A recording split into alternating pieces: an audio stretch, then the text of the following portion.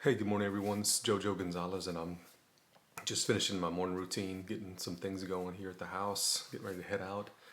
Wanted to refocus us back on Psalm 31.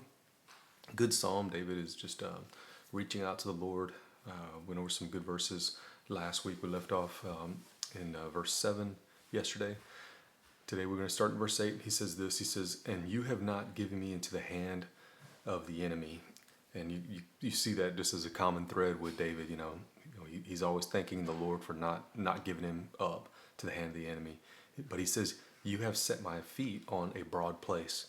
And just like I was saying in the last psalm, God prepares you for the path, and God prepares the path for you before you, goes ahead of you. And David kind of sees that here. He says, "You set my feet on a broad place, somewhere I can stand. You've given me a foothold. You've given me a way.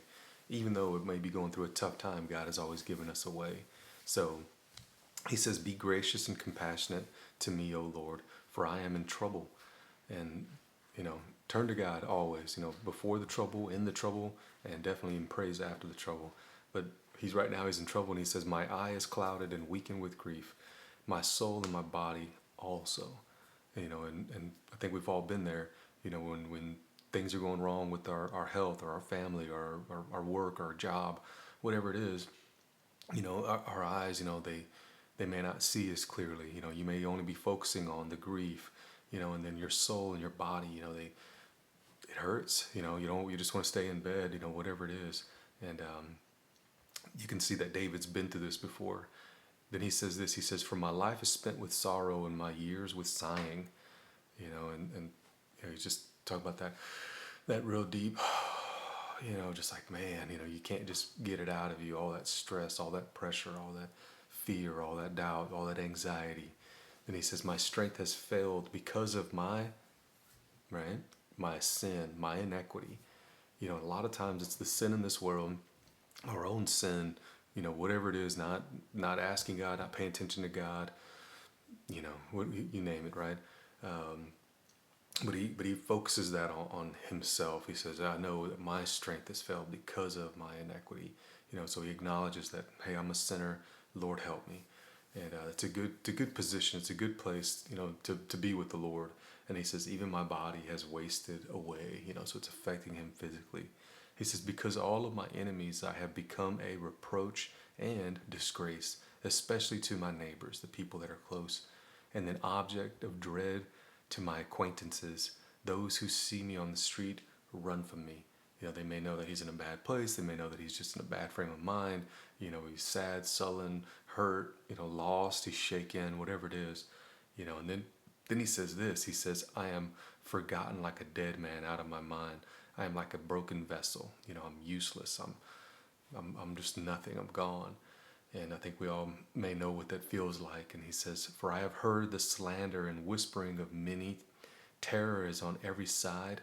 And while they scheme together against me, they plot to take away my life." Can you imagine the pressure and the stress it is to be a king, especially a king that may have gotten deposed at a certain time, and then, for God to restore you? How low, would you feel? All that pressure, all that stress. People don't even want to see you, don't want to talk to you.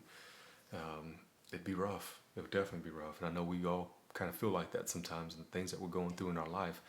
But you're not alone. Even men of the Bible like David, go through these things.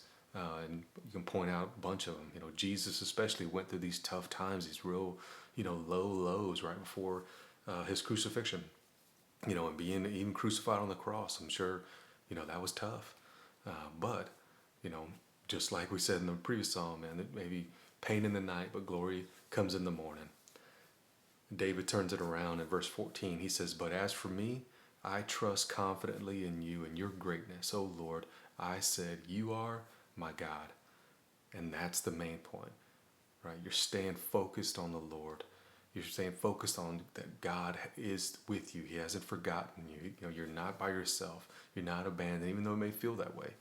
Just keep pushing forward. Keep depending on God. Keep trusting on God. So I want to encourage you to do the same thing. I know it's a long psalm. I'm gonna leave it right there this morning. But think about those things as you go about your day. You're going into a job maybe you're having trouble with, or you're waking up to a situation in your family or with your health that you have no control over, and you just feel this way. You're not alone. Definitely, God is right there with you. David's there with you. I'm there with you. You have a lot of people that have gone through the same things. Just like I said yesterday, these afflictions sometimes they're not just for you by yourself. Reach out to others, share your life, share your burdens with others. Love God, love each other, tell others of His goodness and His glory. Those are kind of summarize the whole Bible in those three things. So continue, love God, love each other, love on others who are going through the same thing as you, love on those people that are going through tough times on their own, and then tell others of His goodness, of His glory, of the great gift of Jesus Christ, even through the tough times. So think about those things as you go about your day. Have a good day. God bless.